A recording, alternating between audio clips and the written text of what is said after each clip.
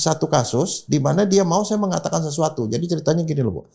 Itu barangkali ibu tahu ya, wartawan Syarifuddin. Syarifuddin itu meninggal setelah memberi katakan satu bupati di Jawa Tengah korupsi. Iya. Dia dibunuh, kepalanya diinin. Dan itu karena wartawan kan tahu ya, seluruh dunia akan jadi sibuk. Iya. Akhirnya pada waktu itu ada tersangkanya. Tersangkanya tuh namanya Iwik. Iwik itu tahun 90-an ya. Iwik itu adalah mantan pacar dari istrinya si Udin ini. Oke. Nah, skenarionya polisi, dia selingkuh, ketahuan dan kemudian mereka membunuh si Udin. Gitu. Tapi wartawan gak ada yang percaya. Dia bilang itu Pasti, bupati. iya. Nah, pada waktu itu ada 3 alat bukti. Alat buktinya apa? 1, bajunya si Udin yang basah dengan darah, karena dia dipuntung sama darah. Yang kedua itu bajunya si Iwik yang disita pada waktu dia ditangkap di rumah, yang jaket ada darahnya, dan 1 pentungan yang ada darahnya. Udah. Diperiksa di Inggris, Bu. Periksa DNA loh. Waktu itu saya sudah doktor. Diperiksa di Inggris. Hasilnya darahnya sama, Bu. Mereka kan harus menghadirkan ahli kan. Biasa seperti kayak kasus yang cyanida ini kan dari Australia digini karena yang meriksa dia.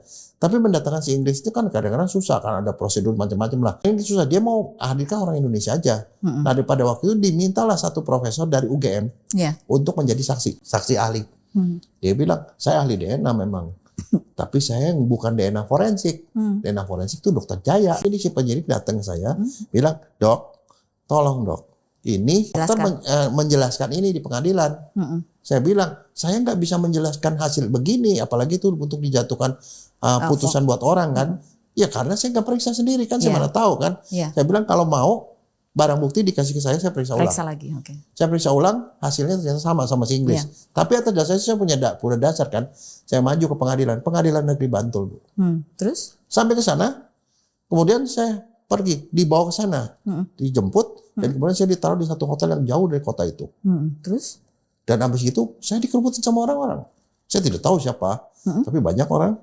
Dan saya sendiri, Bu. Dan pada waktu itu saya dibilang, tolong besok ngomong bahwa berdasarkan bukti DNA itu membuktikan bahwa memang betul si Iwik memukul si Udin dengan pakai pentungan tadi. Terus saya bilang, ya mohon maaf Pak, ya kebetulan kan saya itu dosen hukum kan. Kalau dokter forensik cuma tahu faktanya.